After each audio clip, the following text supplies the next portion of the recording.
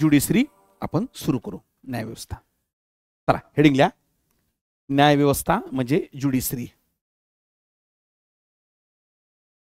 न्यायव्यवस्था म्हणजे judiciary. Supreme court आणि हायकोर्ट काय घेऊ आपण सोबत घेऊ. ठीक आहे.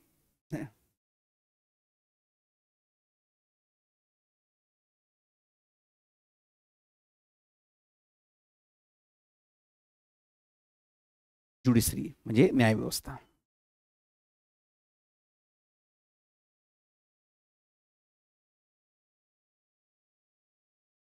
ठीक आहे. चलो पहिल्यांदा बघा न्यायव्यवस्थेची सैद्धांतिक स्थिती काय आहे. मी कॉन्स्टिट्यूशनल प्रोव्हिजन शब्द नाही वापरला, मी कॉन्स्टिट्यूशनल स्टेटस शब्द वापरला. बरोबर. म्हणजे याचा अर्थ होतो ज्युडिशरी का बरे निर्माण करण्यात येते, ज्युडिशरी का स्थापन करण्यात आलेली आहे. बरोबर. आणि एक डिस्क्लेमर सुरुवातीलाच लावून घ्या. अख्ख्या लेक्चरमध्ये चॅप्टरमध्ये जेव्हा मी ज्युडिशरी शब्द वापरणार याचा अर्थ समजून घ्यायचं मी फक्त सुप्रीम कोर्ट आणि हायकोर्टाबद्दल बोलून राहिलो, मी डिस्ट्रिक्ट कोर्टाबद्दल बोलत नाही आहो. याचं कारण म्हणजे काय, डिस्ट्रिक्ट कोर्ट हे कॉन्स्टिट्यूशनल कोर्ट नाही आहे. फक्त डिस्ट्रिक्ट कोर्टाच्या अपॉइंटमेंट ऑफ जजेस बद्दल प्रोव्हिजन आपल्या कशामध्ये आहे, संविधानामध्ये आहे. समजलं इथपर्यंत. त्यामुळे मी जिथं जिथं बोलतो एक स्वतंत्र प्रकरण आहे. आणि तुमच्या माहितीसाठी प्रत्येक राज्यानुसार डिस्ट्रिक्ट कोर्टची रचना ही बदलते. बरोबर. ही काय करते, बदलते. चला कळलं. काही राज्यामध्ये शहरासाठी वेगळे न्यायालय आहे, ग्रामीणसाठी वेगळे न्यायालय आहे. आपल्या इथं शहर आणि ग्रामीणला एकच न्यायालय आहे त्या पद्धतीनं. त्यामुळे मी जेव्हा म्हणणार ज्युडिशरी म्हणजे तुम्ही काय समजायचं, सुप्रीम कोर्ट आणि हायकोर्ट. त्यातला पहिला मुद्दा याची संविधानिक स्थिती काय, सैद्धांतिक स्थिती काय, म्हणजे का बरं ज्युडिशरी स्थापन करण्यात आलेली आहे. म्हणजे मी कशाबद्दल बोलत आहोत, हायकोर्ट आणि सुप्रीम कोर्ट. ओके.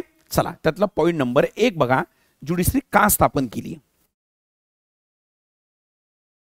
बघा भारताने संसदीय शासन पद्धतीचा स्वीकार केलाय. आपण लास्ट लेक्चरमध्ये आपण बघितलंय शासन पद्धती या प्रकरणामध्ये की पार्लमेंटरी फॉर्म ऑफ गव्हर्नमेंट हे कशाला म्हणतात. भारताने संसदीय शासन पद्धतीचा स्वीकार केल्यामुळे, पार्लमेंटरी फॉर्म ऑफ गव्हर्नमेंटचा स्वीकार केल्यामुळे आपल्या इथं जे कायदे मंडळ आहे म्हणजे लेजिस्लेचर याचे सदस्य हे कशामध्ये असतात रे पोरं, कार्यकारी मंडळामध्ये म्हणजे मंत्रिमंडळामध्ये. म्हणजे उदाहरणार्थ एखाद्याला मंत्री बनायचं असेल तर पूर्वअट काय, तो कायदे मंडळाचा सदस्य असावा 6 महिन्याच्या अटी शर्ती सह. बरोबर. म्हणजेच भारतामध्ये कायदा निर्माण करणारा आणि कायद्याची अंमलबजावणी करणारा कोण आहे, एकच आहे. हाच गंगाधर आहे आणि हाच शक्तिमान आहे. मग मला सांगा यांच्यावर वचक लागेल, येस की नो रे, यांच्यावर नियंत्रण लागेल ना. आणि हे नियंत्रण प्रस्थापित करण्याचं काम हे कोण करते, ज्युडिशरी. म्हणजे पहिली सैद्धांतिक स्थिती काय, व्हाय ज्युडिशरी, कारण भारतामध्ये पार्लमेंटरी फॉर्म ऑफ गव्हर्नमेंट आहे आणि पार्लमेंटरी फॉर्म ऑफ गव्हर्नमेंटमुळे ज्युडिशरी तर पाहिजेच पाहिजे, सोबत ती कशी पाहिजे, इंडिपेंडंट पाहिजे. म्हणून भारतामध्ये न्यायव्यवस्था स्वतंत्र सुद्धा आहे. कळलं. न्यायव्यवस्था काय, स्वतंत्र सुद्धा आहे. चला कळली इथपर्यंत. आणि हेच होतं आपलं कलम 50. आठवते मी तुम्हाला म्हटलं तर ज्युडिशरीच्या पहिल्या लेक्चरमध्ये मी कव्हर करून देणार.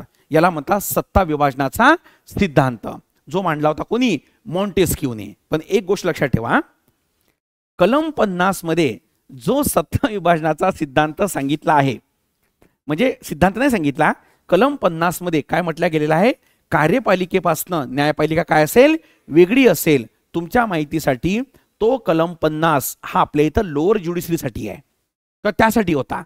कारण आपल्या इथं एक्झिक्युटिव्ह जिल्हा लेवलवर आणि मॅजिस्ट्रेट हे दोघं काय होते, एक होते.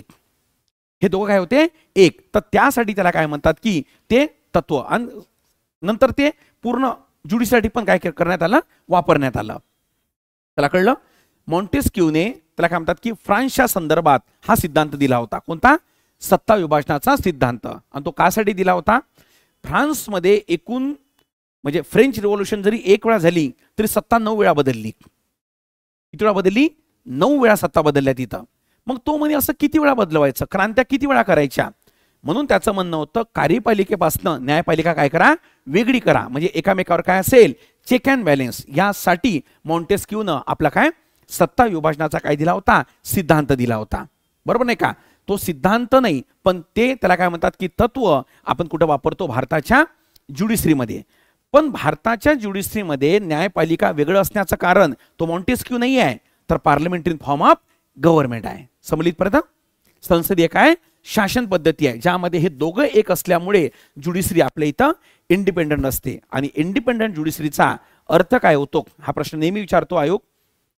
इंडिपेंडंट ज्युडिशरीचा अर्थ होतो इन अपॉइंटमेंट ऑफ जजेस there is no role of executive. न्यायाधीशांच्या नियुक्तीमध्ये कार्यपालिकेचा कोणताही सहभाग असणार नाही, त्याला म्हणतात independent judiciary. But in removal of जजेस, बरोबर नाही का, त्यामध्ये मात्र एक्झिक्युटिव्हचा काय असेल सहभाग. बघा किती चेक अँड बॅलन्स टाकलेला आहे. अपॉइंटमेंट मध्ये आम्ही नसेल, पण तू जर गडबड केली तर काढायला मात्र आम्ही असेल. चला कळली इथपर्यंत? तुम्हाला कालच सुप्रीम कोर्टाचा त्याला काय म्हणतात की एक निर्णय आला ट्रिब्युनल संदर्भात, बरोबर नाही का. आता ट्रिब्युनल काय आपण पुढे शिकू. ट्रिब्युनलच्या अपॉइंटमेंटमध्ये कार्यपालिकेचा सहभाग टाकला होता 2021च्या ऍक्ट नुसार, बरोबर. लगेच ट्रिब्युनल पण इथं एक टाईपचं ज्युडिशरीच आहे ना, आणि त्यामध्ये एक्झिक्युटिव्हचा रोल का बरं आहे, म्हणून त्याला सुप्रीम कोर्टानं कालच काय केलं, स्ट्रक डाऊन केलं. 21चा ऍक्ट आहे, त्याला 26 मध्ये 25 मध्ये काय केलं, स्ट्रक डाऊन केलं. Is that clear? त्यामुळे टॉपिक चालू आहे आपला न्याय व्यवस्थेची सैद्धांतिक स्थिती. पहिली स्थिती काय आहे, का ज्युडिशरी पाहिजे, तर या दोघांवर नियंत्रण प्रस्थापित करण्यासाठी. कळली इथपर्यंत? ओके, तर हे आहे न्याय व्यवस्थेची पहिली सैद्धांतिक स्थिती. ठीक आहे. आता बघा न्याय व्यवस्थेची दुसरी सैद्धांतिक स्थिती काय आहे. सैद्धांतिक स्थिती म्हणजे मी कॉन्स्टिट्यूशनल, ओके, प्रोव्हिजन नाही शिकून राहिलो, मी काय शिकून राहिलो, कॉन्स्टिट्यूशनल स्टेटस, बरोबर.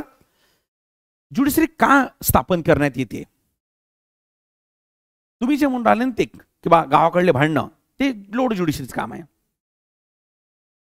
दुसरं काम असं आहे की भारताने आपल्या इथं संघराज्य पद्धत स्वीकारली आहे, त्याला इंग्लिशमध्ये फेडरल सिस्टम म्हणतात. संघराज्य म्हणजे काय, वर केंद्र असेल आणि खाली काय असेल, राज्य असेल, त्याला म्हणतात काय, संघराज्य, बरोबर ना. म्हणजे वर केंद्र असेल आणि खाली राज्य असेल, बरोबर नाही का. आणि केंद्र, राज्य आणि स्थानिक स्वराज्य संस्था असेल तर त्याला निओ फेडरलिझम म्हणतात, नवसंघराज्यवाद, बरोबर. आता भारताने संघराज्य पद्धत स्वीकारली आणि नाव काय दिलं आपल्याला, राज्यांचा संघ, ज्याचा अभ्यास आपण पहिल्या प्रकरणामध्ये डिटेलमध्ये केला की असं का बरं केलं, तर संविधानकारांना. भारतामध्ये संघराज्य आहे आणि भारतामध्ये केंद्र आणि राज्य, सेंट्रल अँड स्टेट, या दोघांच्या अधिकाराची विभागणी झाली आहे, बरोबर.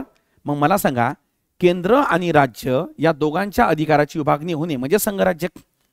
जर त्या विभागणीवरून जर काही अडचण निर्माण झाली तर ते सॉल्व्ह करायला या दोघांपासून वेगळी एक संस्था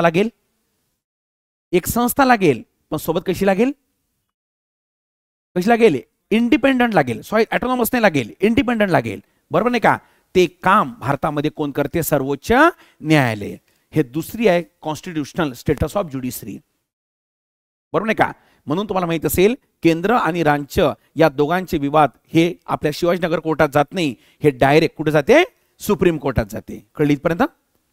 कुठे जाते, सर्वोच्च न्यायालयामध्ये. म्हणून आपल्या इथं ज्युडिशरी काय आहे आणि सोबत कशी आहे, इंडिपेंडंट आहे, बरोबर. म्हणून भारतामध्ये सर्वोच्च न्यायालयाचा इतिहास हा 1773 पासून सुरू होत नाही. 1773च्या रेग्युलेटिंग ऍक्ट मध्ये तुमच्या पुस्तकात आहे ना की सुप्रीम कोर्टाची स्थापना करण्यात आली, सर एलिझा इम्पेची नियुक्ती करण्यात आली, जो आलाच नाही.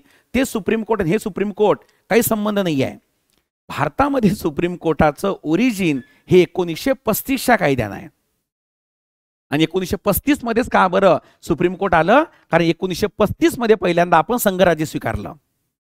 कळीतपर्यंत? त्यामुळे भारतीय न्यायव्यवस्थेची सुप्रीम कोर्टाची सुरुवात 1935 पासून आहे.